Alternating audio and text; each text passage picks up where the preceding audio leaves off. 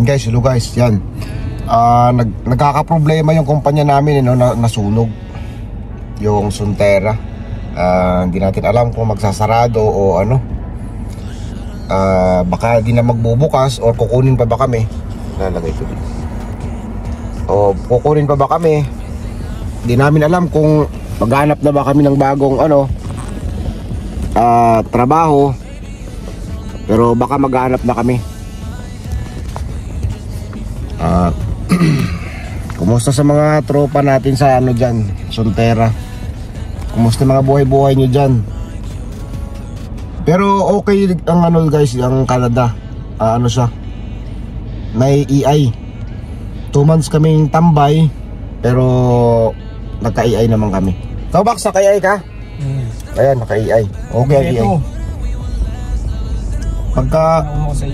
Tapos salamat din sa Trusyo, may natatanggap kami sa Trusyo na Emergency Response Program. Salamat kay Boss Hiner na di kami nawala ng suporta, financially yun sa Trusyo.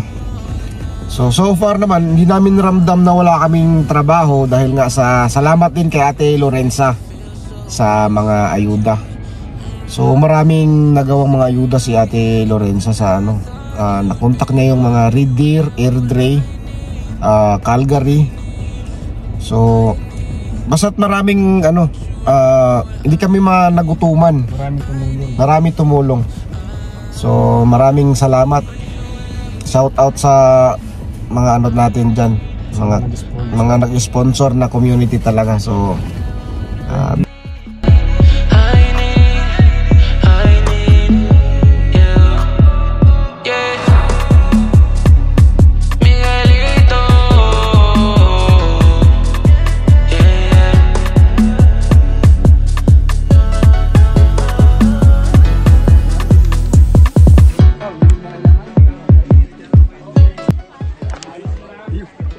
yan, namanguha may ayuda.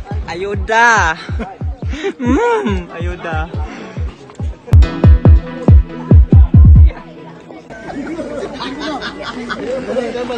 Okay, tuloy-tuloy tayo. Ito na. Gusto ko lang iparating din yung pasasalamat, lalo sa amin ng mga close work permit. Napakahirap talaga maghanap ng trabaho ngayon. So, napakalaking bagay po. Yung sa akin. Sa lahat po ng mga kababayan ko na iano ko talaga na napakalaking tulong na kayo po ay nakarating ng bahagi. Maraming salamat. Sobrang thank you. Pinatayo mo naman ang balahibo mo iyo. Nakaka-touch yun. Help me. Help me. My kuya. Saglit, nabisi ang kuya, nabisi. Si kuya. Drameller. Yung pre, yung konsul. Philippine Consul. Meron ding ang OWA. OWA, sila Sir Neil. Meron ang di ba? May 750. 750 nagbigay din kaya di namin nasabing na walang kami ng trabaho.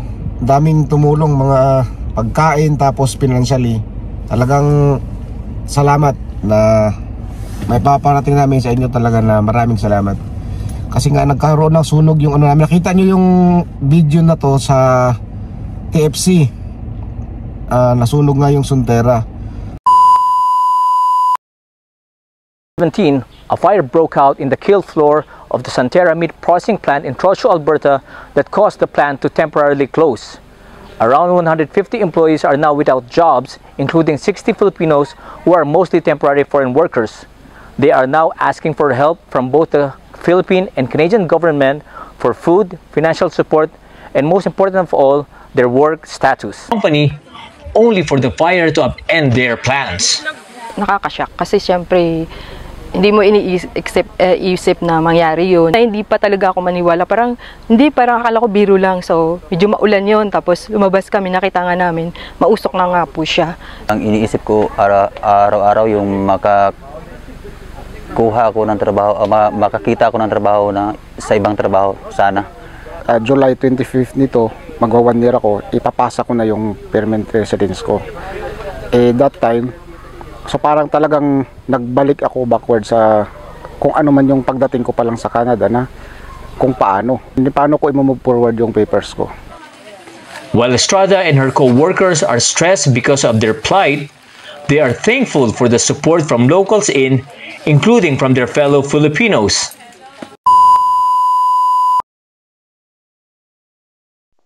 Okay guys, ano nga ba ang Santerra Meats o Trushu Meat Processors Limited dito sa may Alberta? A pork processing plant in central Alberta remains closed with no immediate plans for repairs or reopening following a fire on June 17. For the past 3 generations, the Price family have built their business around pork, from producing pigs with superior genetics to strict processing standards. In a thriving retail business, Santerra is a name synonymous with quality. Santerra Meats operates a federally inspected meat processing plant in Trushu, Alberta.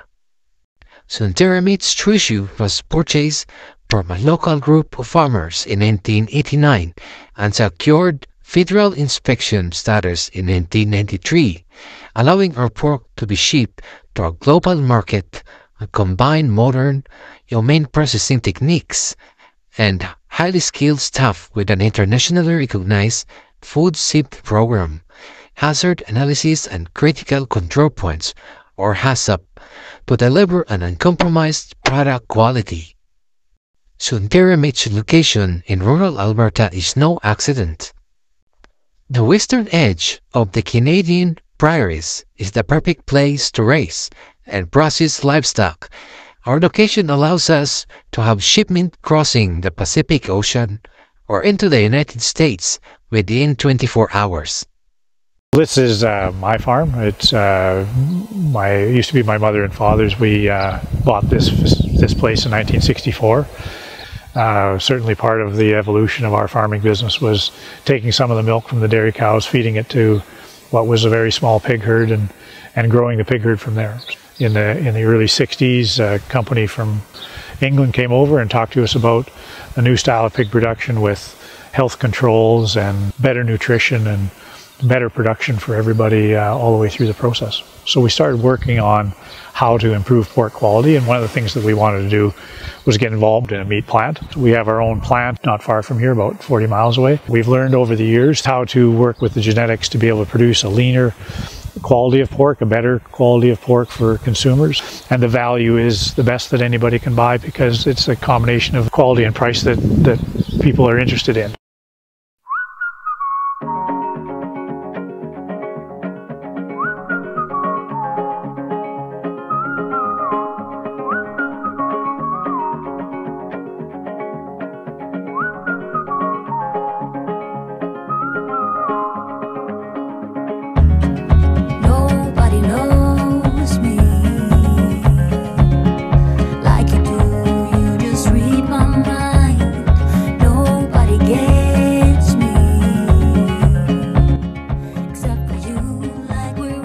So, June 11, June 18 no? June 18. 17. June 17 ng gabi. So nagkasunog kami.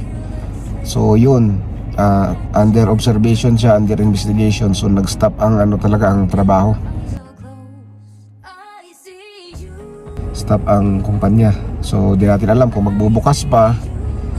So yan, lang tayo, hopefully may mga makitang mga sasama ng bubad yan yung reach out na highlight. Tapa nire-reach out na ni Highlife yung namin, mga papel namin. Sana mapa-continue kasi di pa nga kami PR. So instead na magpa-file na ng PR, magkaroon ng sunog naman. So Santerra, mga kumusta mga tropa sa Santerra? Na kumusta din ba yung nyo pagka jobless? Kasi kami, malaki pa salamat namin sa marami talaga tumulong financially tsaka sa mga pagkain, pangkabuhayan. So basta nyo lang yung mga balita, i-update namin kayo. Basta ganito ang Canada, na-amaze nga kami. Di namin naramdaman na wala kaming trabaho. So unless na lang dun sa padala sa Pilipinas, yun, may isip natin na kailangang magpadala. Pero nakapagpadala pa rin kasi may EI. So parang nag-ano ka pa lang din nun, magtatrabaho ka lang din. Hindi siya malaking kaibahan.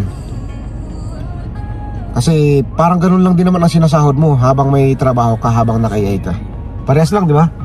Oo, parehas lang. Pinagkaiba lang, hindi ka pumapasok pero sumasahod ka bi-weekly. Yun, talaga. Bi-weekly sumasahod ka pero kailangan mo mag-report. Magre-report ka lang. Oo, tapos okay na. Yung pinaka number 1 requirements nila. Nag-report ka lang. So, ang mga eligibility ng EI, so yun, kailangan naka-kompleto ka ng 600 hours. 600 hours, so ilang months yun? Siguro 3 months. Mga 3 months. 3 to 4 months, ganyan. Kailangan makumpleto mo muna para mag-eligible ka. Para ano. So, kahit wala kang trabaho, gaya nito ngayon, nagkaroon ng sunog, sasahurin mo pa rin. May sahod ka pa rin, kahit pa paano. So, shout out